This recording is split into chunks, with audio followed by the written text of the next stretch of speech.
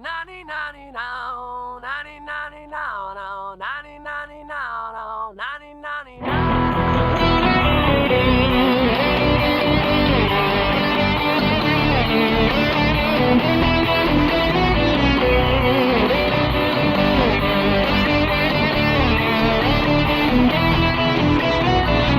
ไม่ได้บ้าได้บอกพูดง่ายๆก็เป็นอย่างนี้มานานที่เห็นว่าเสิร์ฟก็ไม่ใช่ว่ามันจะเปลี่ยนพูดก็หาว่าบวมนิ่งก็หาว่าเบลอก็ไม่ทราบว่าคนอย่างผมเป็นไงจะไปรักใครสักคนยังนอนกันหน้ามาจีบเธอไปไกล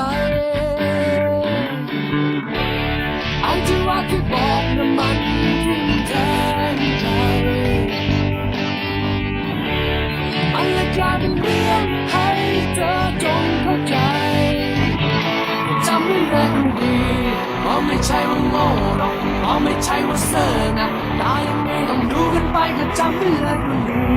เพราะไม่ใช่ว่าปื้อหรอกเพราะไม่ใช่ขี้ไงคนสมสมแต่มันจริงใจบอกเลยว่ามันยังดี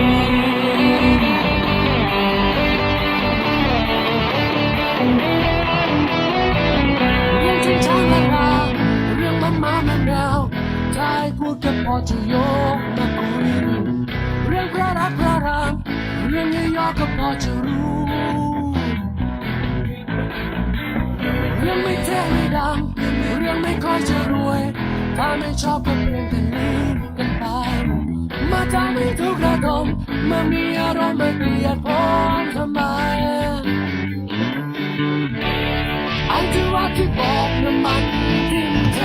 นใจมันเลยกลายเป็นเรื่องให้เธอจงเข้าใจจำไม่ได้ก็ดีเพราะไม่ใช่ว่าโง่หรอกเพราะไม่ใช่ว่าเซ่อนะตายยังไงต้องรู้กันไปก็จำไม่ได้ก็ดี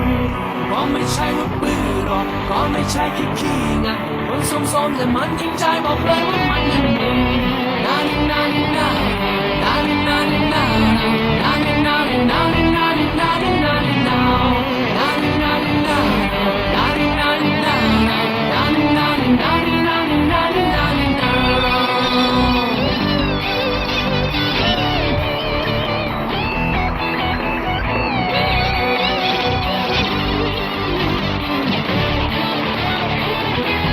จำไม่ได้ดีเพราะไม่ใช่ว่าโง่หรอกเพราะไม่ใช่ว่าเซ่อนะตายยังไงต้องดูกันไปก็จำไม่ได้ก็ดี